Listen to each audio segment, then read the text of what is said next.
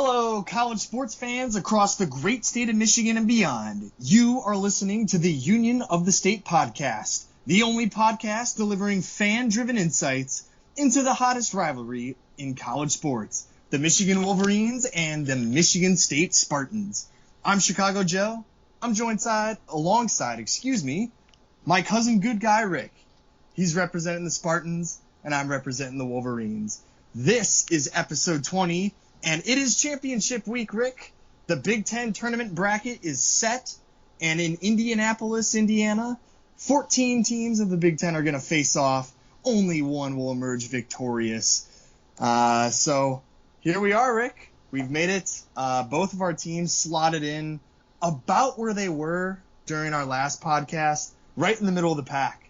The Spartans are ranked 7th in the Big Ten. Michigan ranked 8th.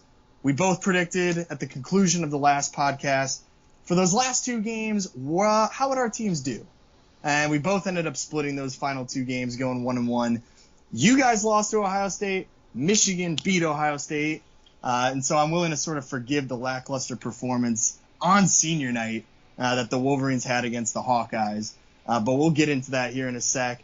As you're looking at the bracket here, Rick, you guys are facing the Maryland Terrapins again for another time. The second time in about a couple weeks. And Michigan's playing the Hoosiers. How are you feeling looking at this bracket so far? Michigan State closed down senior night on Sunday against Maryland in a game that saw them go up early, let it get oddly close in the second half, but they were able to close it down to, get Tom Izzo that record-setting win. Number 663 is a Big Ten basketball coach, surpassing the great Bob Knight. Feeling, like Maryland's going to go on a revenge tour here, now falling 2 games behind the Michigan State on the season. But this is a Terps team that bounced the Spartans from the first round of the bracket last year. I think they met in the Thursday matchups as well.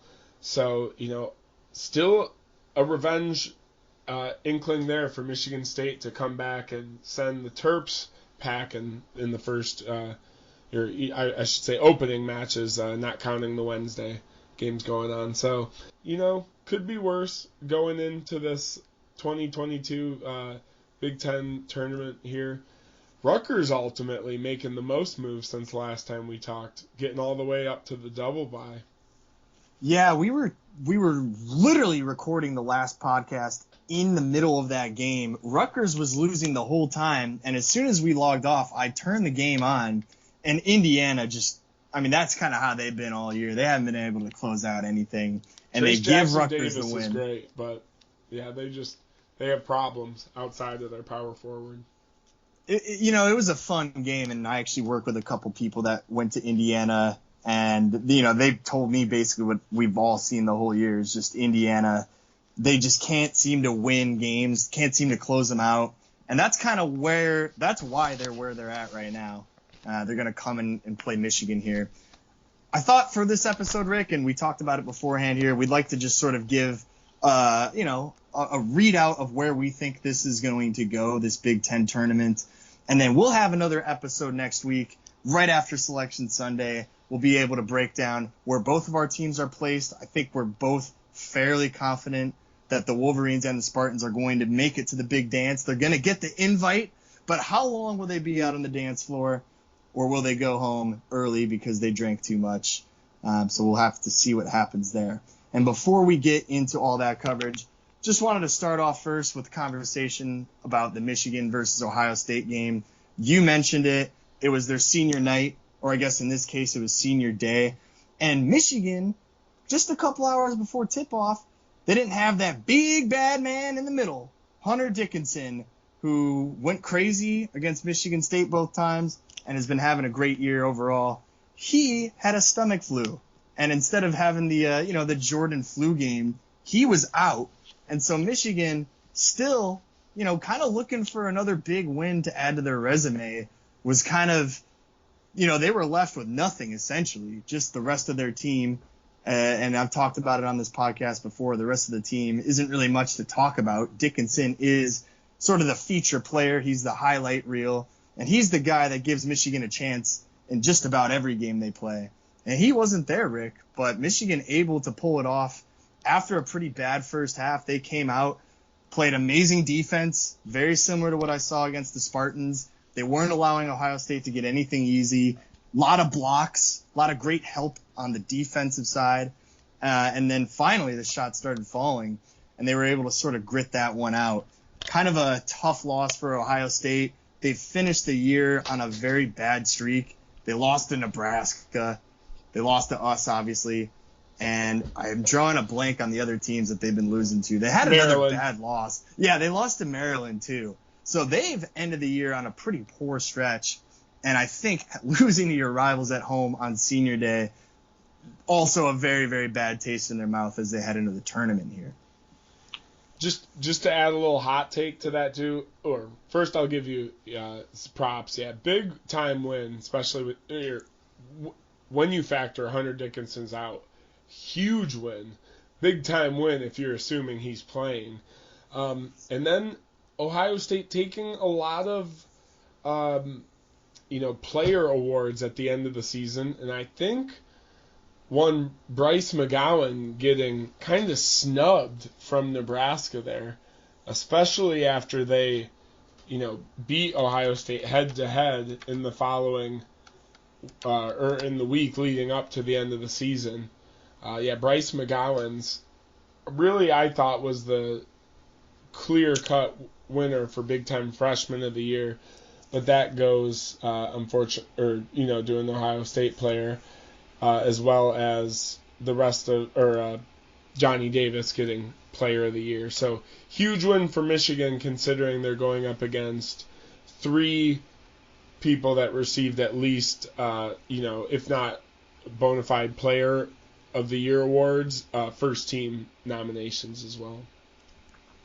Yeah, those are the kind of things that are interesting. Usually the recency bias kicks in, and like you said, after Nebraska wins that game against Ohio State, one that nobody saw them being able to pick up, that I thought that too would have led to their guy ultimately taking in that Freshman of the Year award. But Nebraska never really on the map in the basketball landscape, so he gets passed up. And I don't think that Johnny Davis, this is not to say at all that he didn't deserve it, because he's a heck of a player. It's Malachi Branham won the Freshman of the Year.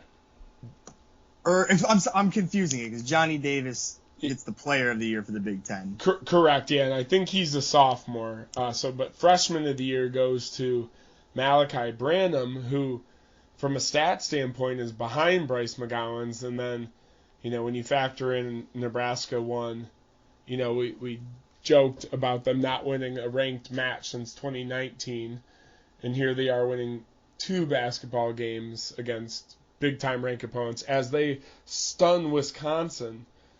My goodness. And that keeps Wisconsin from winning the outright Big Ten championship.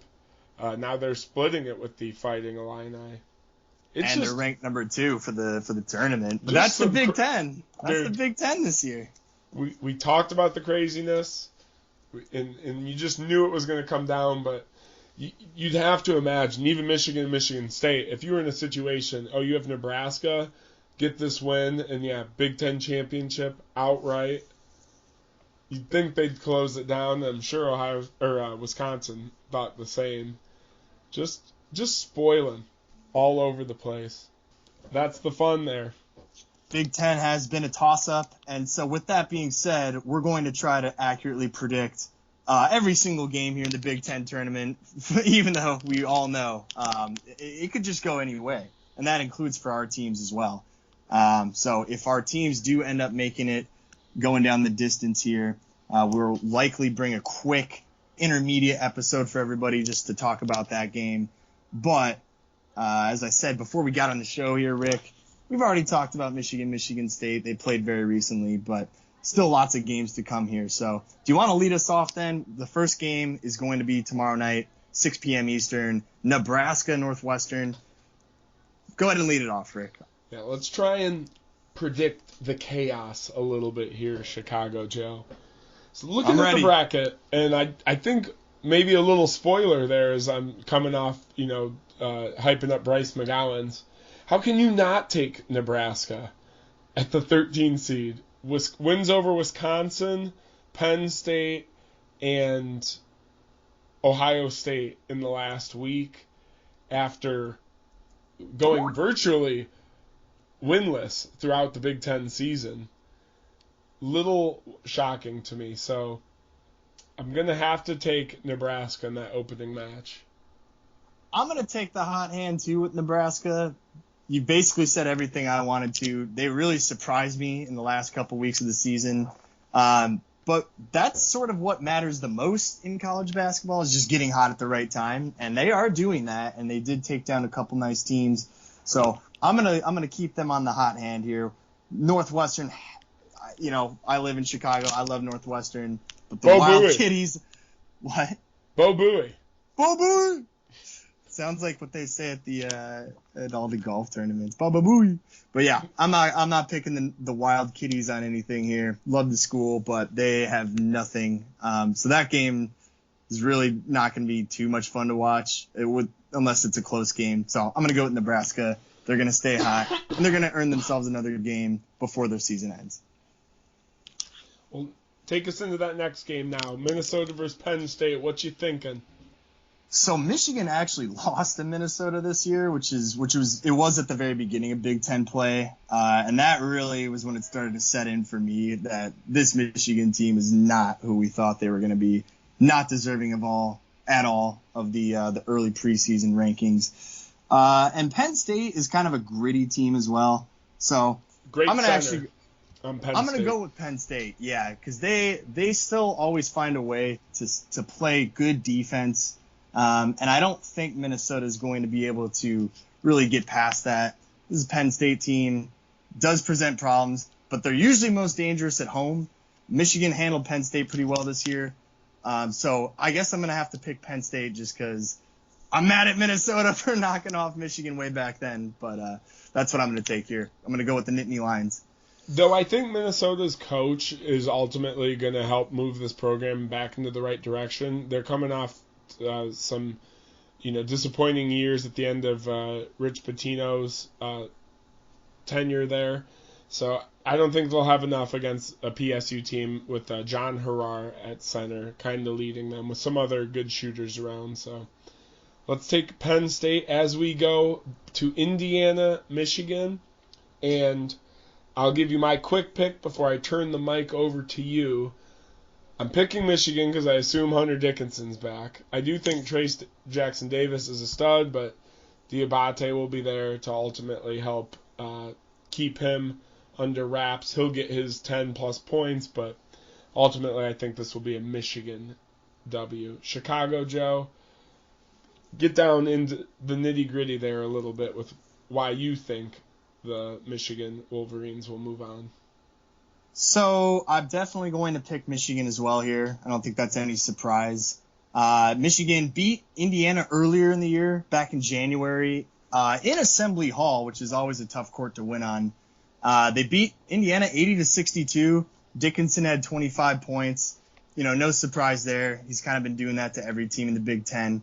And kind of like I mentioned earlier, Indiana just seems to find – good teams find ways to win games. Indiana just finds ways to lose games, and it's been an absolutely brutal year for their fans. A lot of heartbreaking losses that they thought they had in the bag. They haven't been able to really rack up any wins other than beating Purdue.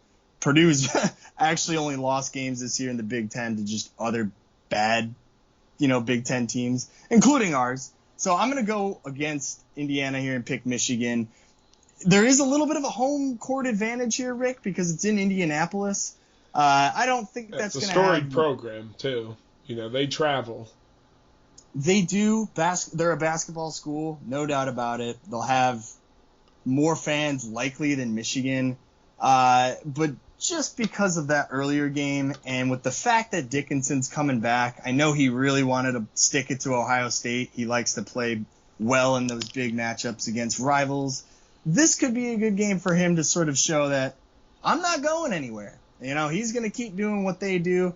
And also, with the return of JUWAN Howard for the first time since, serving out the duration of his 5-game suspension for that whole Wisconsin altercation, I think having Dickinson and JUWAN back, this is a game that Michigan really should be able to take. And the only other concern that I would have is, Michigan pretty much is locked up being in the March Madness tournament. But you never know what could happen. There could be some crazy win in some other conference, and could have Michigan on the outside looking in. But there's still plenty to play for here. So with that, I'm going to go with the Michigan Wolverines to win at least one game in this Big Ten tournament. JUWAN Howard's return, I see it myself. So based on our pick, we're thinking this is the Nebraska-Iowa matchup, which I'll really put at, the first chance for some chaos, because right. I think even the way you just alluded, if Indiana beats Michigan, it wouldn't be quite as chaotic if Nebraska beat Iowa here. I mean, that's the first, bomb shell that could go off in this bracket. Because if Nebraska's playing like they were those past couple games, I could see them stunning Iowa. But you just have to think the 3-point shooting of Iowa, along with their power forward, I can't think of his name off the top of my head right now, but he just got first team All Big Ten honors. Great podcasting right here as I have to Google. We're only supposed to know about our teams, Keegan Murray. Murray there you go. Is the last name. So, but thank you for getting my back there. Yeah, exactly. This ain't Union of the Cornfields out in Iowa.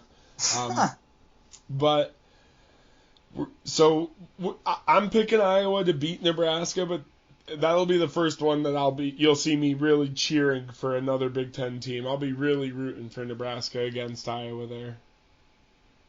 Yeah, I'll take Iowa too. Every year, they're kind of one of those teams that they always have really good shooting. They never really go far in either the Big Ten tournament or March Madness for that matter. But if the shot's on, it's on. And I still think there's too much offensive power from Iowa's side. If they're somehow able to find a way to lose to Nebraska, I totally agree with you. This is the Big Ten, and this year, kind of like a lot of these past years, anything can really happen. Both of these schools are quite familiar with each other, but I'm still going to take Iowa. I'm not ready to predict an upset quite yet. I think Iowa's 3-point shooting will keep it up until next week when the NCAA tournament starts, and then they'll just all lose the mark just in time. Now let's go to a rematch of what will ultimately be 4 days here between Sunday and Thursday. Michigan State, Maryland. Michigan State winning that one. They went out to an early 18-1 lead, I think, at one point of the game. It took about 8 minutes for Maryland to score their first field goal of the game. But in a great quote from George Blaha, legendary Pistons announcer, and he also does some of the Michigan State football games on the radio, or he does most of them, but on the radio broadcast only. I think he said to IZZO after the game, that was basically the whole season, one game right there. Going out to a hot lead, getting into halftime with that lead, and then ultimately letting your opponent get back to 3 points in the second half with about 7 minutes to go. Gabe Brown, Marcus Bingham, and Joey Hauser, all collectively in senior night had big moments. Malik Hall, in being shifted back to the bench, was able to give 17 and be the leading scorer for the Michigan State Spartans. So, kind of like all season, total collective effort. Can one player rise to the top and help drag this team to some extra postseason wins? I think they'll beat Maryland in what, as I said, was a revenge game of last season, where Maryland bounced us from the tournament in the first week.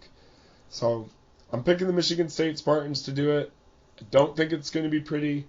Maryland has 3 seniors there between Eric Ayala and I think two other upperclassmen that have, really helped them maintain some, semblance of the powerhouse program they were the last couple of years and what's been an overall disappointing year for them. So it'll be tough, but let's go Spartans. I'm going to echo that as well. The Terrapins lost their coach, Mark Turgeon, pretty early on into the season, and Michigan State, they weren't really projected to do much this year, but they got off to a pretty nice start, outperforming for sure, and then kind of came back down to earth. These are two teams that, Michigan State is basically locked in for the big dance at this point.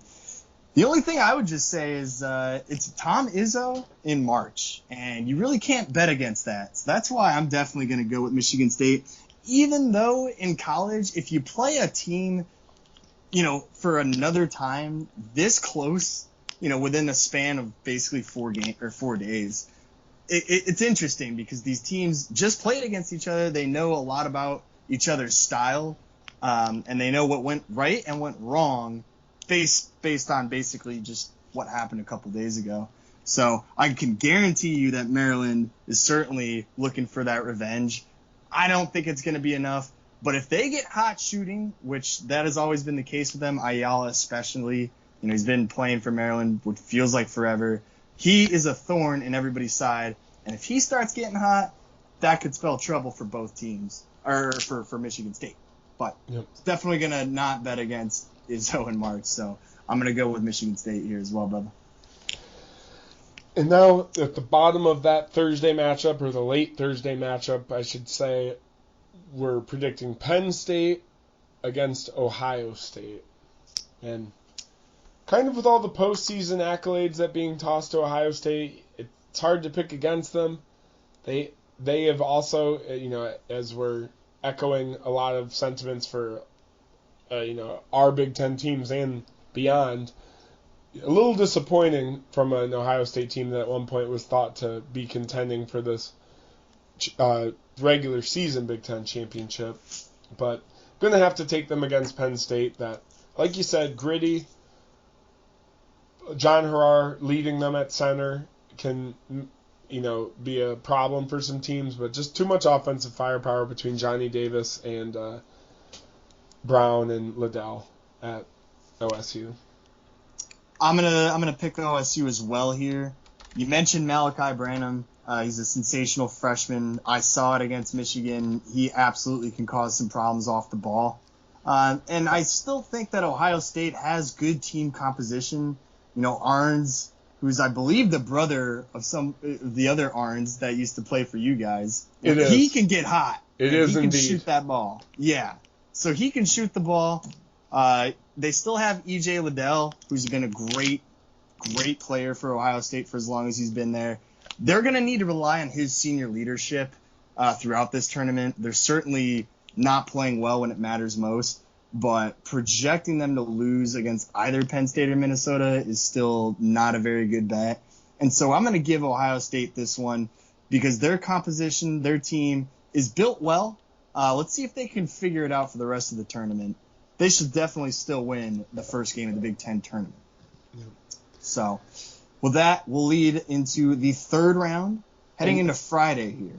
Or do you have something else? No, I was just going to say we're not looking past anyone. We know, more than anyone that our teams could lose on this Thursday, just given the up and downness we've seen. So just wanted to say that before we start previewing, games that haven't happened yet involving our squads. But this is a Michigan and Illinois matchup that even in the most recent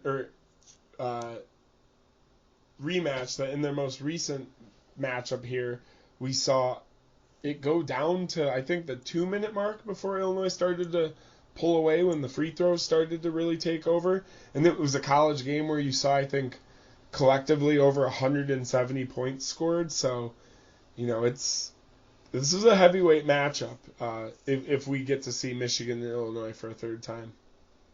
Yeah, that game was, I do remember watching it. because Michigan was kind of losing the whole game, but they made it interesting, and you never know, because if a couple shots for us fall, if they get a couple stops, Michigan very well could have ended up pulling off the upset. But because we lost both of those games, I mean, it was just very clear watching that unless there was some sort of fluke play or some other spark, Michigan just didn't have the talent to match up with Illinois. Illinois has been really, really good with their coach, Brad Underwood. They have been a force these last few years in the Big Ten. They actually won the last tournament against Ohio State, thankfully. That one went into overtime. But Illinois is a good team, and they still have the players that they need to make a big run, not only in this tournament, but also the tournament at large. They still have Kofi Cockburn. Nobody can really seem to stop him in the Big Ten. He is basically Hunter Dickinson for us, but you could argue he's a little more dynamic and offers a lot more on both sides of the ball. That's going to be the matchup to watch in this one. If Dickinson is able to do what he's been doing to every other team against Kofi Cockburn and the Fighting Illini, we have a good chance of winning this game. Michigan does. But, I hate to be that guy on this Michigan State podcast. I still don't see that we have the talent that's going to be able to lead us through in this one. It's going to take a huge game from Dickinson. He's going to have to shut down Cockburn. If Michigan can dominate the paint and also rebound the ball well, which they really haven't done too well all year, giving up a lot of offensive rebounds to big men in a big men league. So, for all those factors, I'm still going to take Illinois. They're my second favorite team in the Big Ten because I'm from Chicago and I like Illinois. They're also a basketball school. They got a lot of stuff going for them. I don't see them slipping up here. They'll have been resting for a while, so if Michigan is feeling tired or if they have motivation or momentum coming off the game against Indiana, it's possible this game is closer than we think it's going to be. It still just looks like to me, Rick, Illinois is the superior team, and they should take this one. I've been a Kofi Cockburn fan since his freshman year. And he is, as you said there, he does a lot of the same things as Hunter Dickinson. I'd say Dickinson's a little better shooter at deep range, but Coburn's a little bit more physically dynamic in the post. Could be a great match, just like the last couple have been, especially that matchup at the 5 there. So I think I'm, when I ultimately get to my Michigan State-Wisconsin preview, I'll add a little bit to it more, but I could see it, going either way. But like you, have to tip the cap to Illinois here. Yeah. It doesn't bring me any joy. I'd love to pick the upset here, but it is the Big Ten. We'll see what happens. And besides, Michigan's already lost to them twice, so the odds are kind of, I guess, in our favor in the sense that, hey, we got to get one of them, but that's asking a lot. Nothing. Michigan's got nothing to lose there. It's Illinois with everything to lose in that spot. Yeah, that's a very good point. Very, very good point as well. Mm-hmm.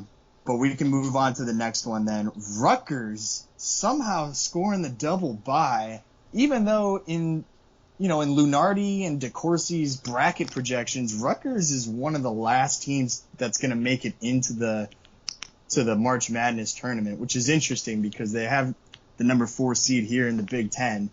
And they have knocked off some really good teams, a lot of ranked teams, actually, in the Big Ten. I believe they had a streak where they won 3 in a row against ranked teams in the Big Ten. So they certainly seem to know how to play well against other Big Ten teams, and they got a lot to play for. Now, against Iowa, I don't know. It's always hard for me to choose Rutgers because it's Rutgers. But they have played well against Big Ten teams this year.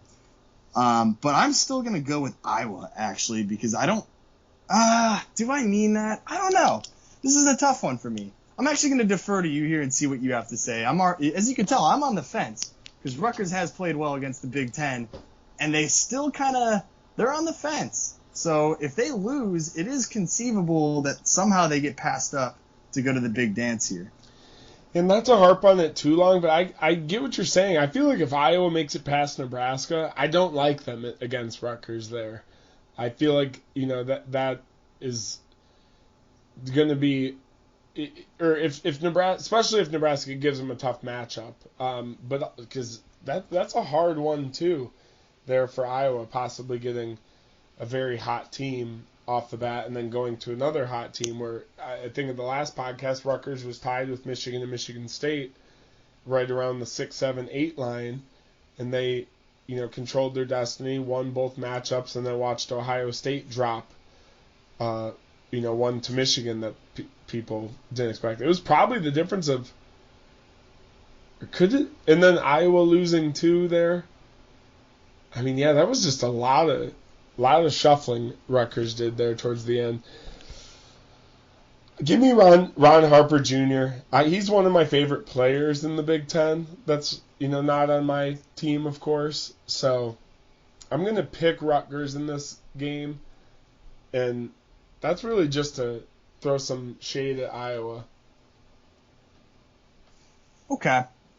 Well, all right. With that all being said, yeah, I still don't think either team is going to get past Illinois in the next game, so it really doesn't matter too much in terms of projecting the end of the bracket.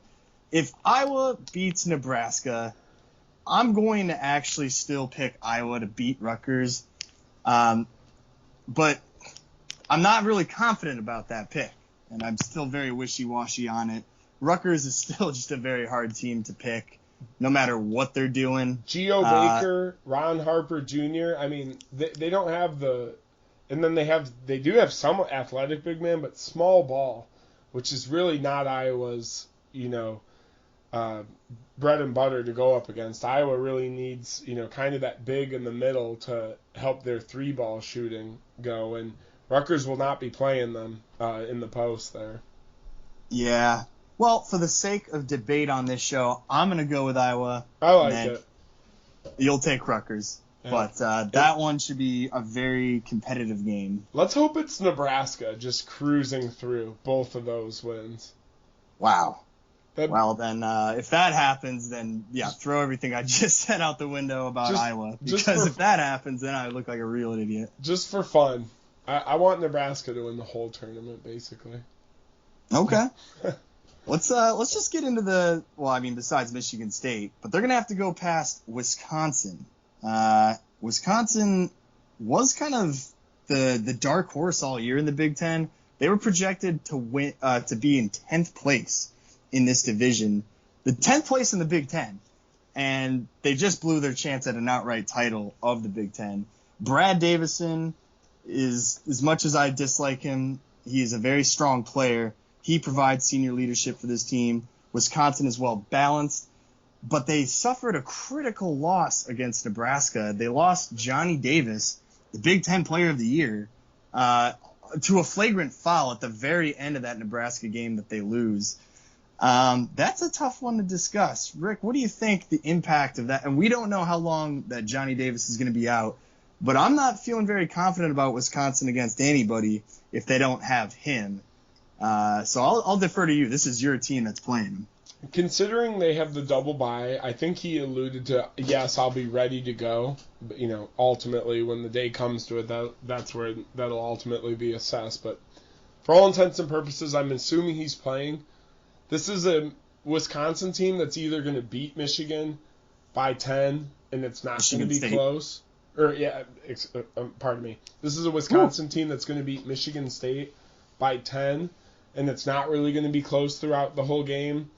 Or it's going to be a down-to-the-wire nail-biter that's going to be back and forth with, just as many lead changes throughout the first 10 minutes of the game as you'll see down through the last 10 minutes of the game.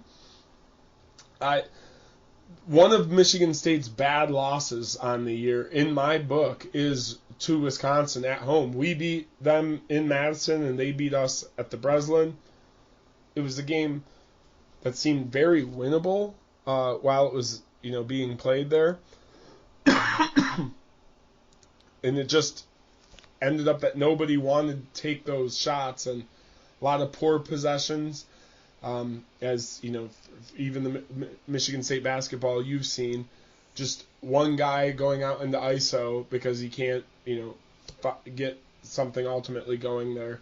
A lot of that down to the wire. So I'm going to take this on the opposite end of that. It's going to be the very close game that's going to result in a Wisconsin win. Yes, I can see them getting a poor Michigan State on the other side of them. But, this is actually, I think this is the, besides for the Rutgers game, this is the best matchup Michigan State could have hoped for in terms of the, what would ultimately be the quarterfinals. I think they're on Friday. Yep. So, really like that, we're on this side of it actually versus the Purdue matchup there. We'll see. Gonna take whiskey, but I think that'll be fun. Just as, you alluded to at the Michigan and Illinois matchup, that Michigan State-Wisconsin matchup, fun teams, there with a little bit of history going at it. Yeah. Yeah, that one, I think I still have to, if Davis is there, I'm going to take, I'm going to take Wisconsin. Yep, Johnny Davis. Johnny Davis. We're assuming he's playing. If Davis and Davison are good to go, then yeah, I'm going to take Wisconsin. But, Tom Izzo in March, I don't care where they're at. You can never really count out the Spartans because they show up big when it matters most. And so that game will actually be a very, very fun one to watch. So regardless of the outcome, should be a good game. But anyways, we'll keep going here. I know we both just predicted our teams to end, so we'll try to give a quick little synopsis on the rest of these games here. If Purdue is playing Ohio State, I'm going to take Purdue on that because, as I mentioned, Ohio State has kind of been playing bad these last few weeks. So I will take Purdue there. But Purdue is a team that I don't really predict is going to win because they always seem to have a good team, and they never seem to win the big games when it matters most. But I will have Purdue in that one. Too much talent on both these teams, for them to be in a 6-3 matchup. But I'm going to side with you. Give me the bigs at Purdue, though, Ohio State does have the offensive firepower to get past them. And Purdue's been, underperforming just as much as anybody in this Big Ten season, I think, from where their expectations were as well, especially as soon as 3 weeks ago. But Purdue moves along, and for the most part, we have the top 5 teams there in the semifinals now. In our predictions here, going to our crystal ball. Yeah, not a lot of upsets being picked so far, and that'll lead us into the semifinals. Whether they're playing Iowa or Rutgers, I still have Illinois winning. And I'll jump the gun here. I have them going all the way to win this thing. That'll be their second year in a row.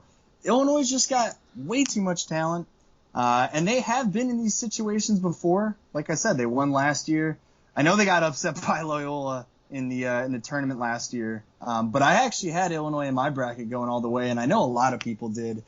This is definitely a big year for Illinois because they're going to be losing a lot of their guys, including Coburn. Who was lucky, if you're from an Illinois perspective, they're lucky that he even returned to come back and play.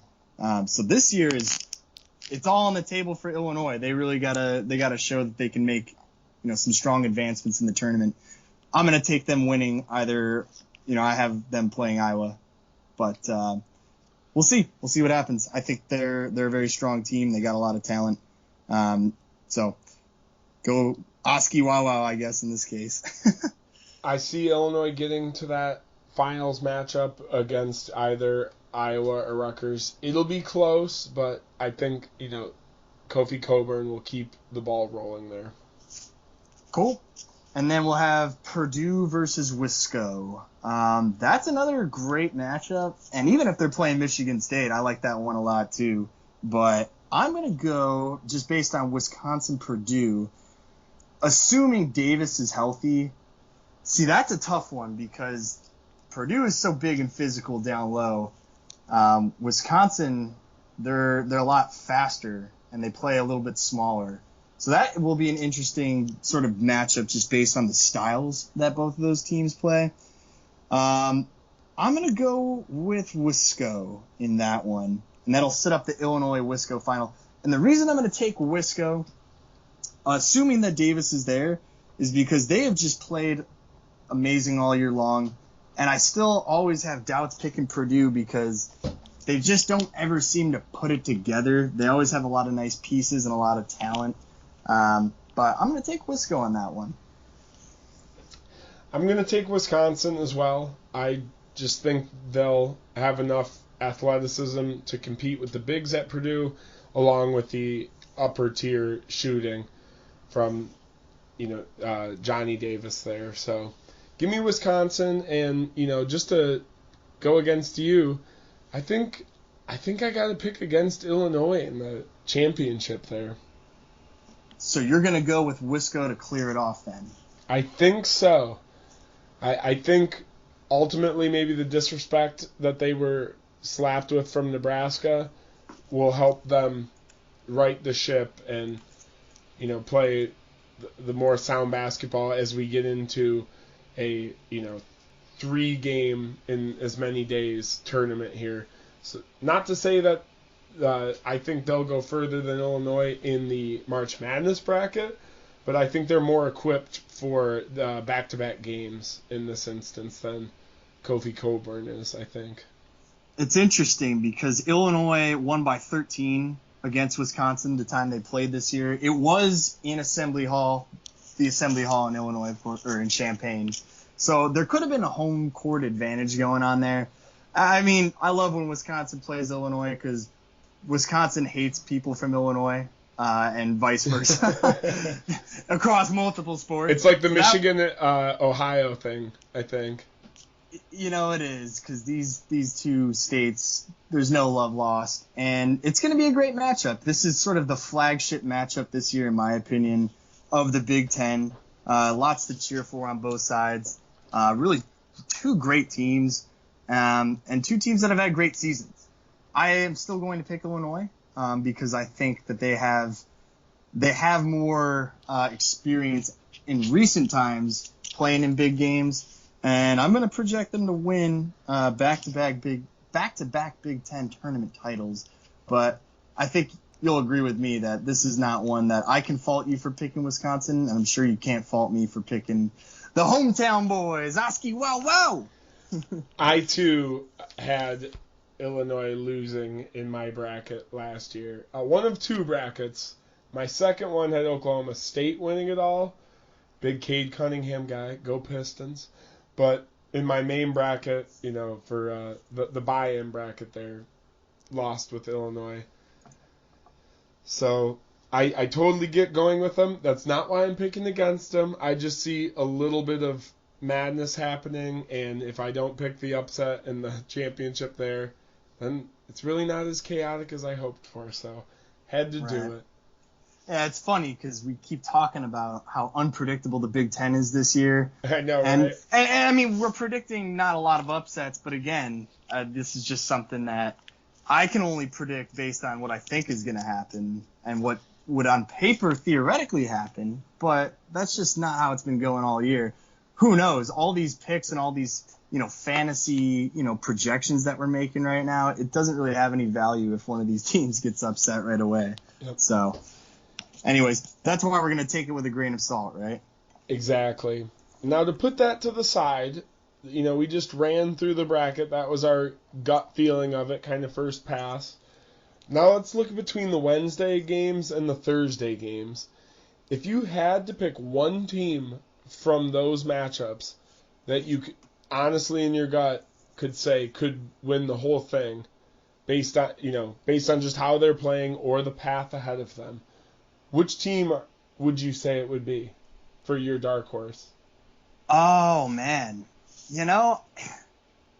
I'm going to actually go with Michigan State. I've been saying it this whole time because Tom Don't do this to me, Chicago. I'm sorry. I am sorry. But I don't care what Michigan State's record is. They're a tough out no matter what year it is or no matter how bad they're playing or how inconsistent they may or may not be. Tom Izzo knows how to play in March. And I'll say it till I'm blue in the face. They have the best chance, in my opinion, and otherwise I probably would have said Ohio State because they're no joke either. But because of how bad they've been playing, that doesn't really seem too appetizing to me as well. It's very, very possible in my eyes that Ohio State could beat Purdue, and then they could take down, sort of a Wisconsin if they're still missing Johnny Davis. I could absolutely see Ohio State going as well. But because Michigan State and Ohio State are on the same side of this bracket here, that's kind of why I'm looking at both of them. I don't want to go up against Illinois until I absolutely have to in the championship. And if Michigan State is able to get there, or Ohio State, that's my second dark horse. If either of them are able to get to the championship game, then it's just sort of a toss-up at that point, because then they're going to be riding high. They've been beating teams they weren't expected to beat, and they're playing with a lot of energy and confidence. That's why I like Michigan State as my dark horse. Look at you with the big prediction. I wish I could return the favor for you, but you hit the nail on the head. Just with Illinois being that follow-up matchup, that's what really kind of nips it. Do I think they could do it? Yes. I've seen enough of good from Michigan and know their upper tier ceiling to know that it's a match they could win. But just on paper, it's not the one that jumps out to me. Ohio State, it was the pick I was going to say there. Okay. Underperformed. I think if they stun Purdue, they're more equipped to go up against a team like Wisconsin, and then ultimately, Illinois would be a tough matchup for them. But Ohio State is kind of, and lame there too, the 6th seed, so not going too far. But let me just sprinkle a little bit of positive energy back to those Nebraska Cornhuskers. I could see them making it to the semifinals here. Getting to that Illinois matchup. I would not be surprised if they were able to somehow beat, Iowa and Rutgers coming through before meeting the match there. Just because of how hot they've been. It'd be a fun story. That would be the Davidson, Steph Curry sort of tournament run here in the Big Ten tournament before we get to the big dance. But ultimately, I think it comes down to, that, Ohio State just having the most premier talent on my pick there. For not just, college basketball, but beyond, next level too. 3 pros, I think, slotted on their starting lineup. And as us Michigan State fans saw last week, some guy off the bench that averages 1.3 points doing us in for 18. So there's some talent on the Ohio State bench, even if they don't play like it every day. Well, sounds like once again we're coming to a nice sort of agreement here. We're not too far off from each other's picks, and it's going to be a great tournament all the way around. It always is in the Big Ten. Yes, sir. One interesting fact that I'd like to leave our listeners with is that the 6 out of the last 9 Big Ten tournaments have been won by either Michigan State or Michigan. So that's kind of interesting to note right there. Our schools have a lot of recent success in this tournament, and Michigan State, as you're very well aware of, has the most Big Ten tournament champions of any school anyways. So that's another reason, I guess, as I'm going to leave on this episode. I think Michigan State knows how to win the Big Ten tournament, so they're always a tough team to root against. If I could take it right now, I would say, let's make it 7 out of 10 and roll the dice if it would be one of our teams. So I'd love to see it happen. Let's go. Oh, all day. All day. Here at the Union of the State podcast, the only podcast where you get dual coverage of these Michigan State Spartans and Michigan Wolverines. I'm Good Guy Rick. And I'm Chicago Joe. And we appreciate you listening. Please like the video, share it with your friends, hit us up in the comment section, and subscribe to the channel for all the Big Ten action between Michigan and Michigan State. As always, go green. And go blue.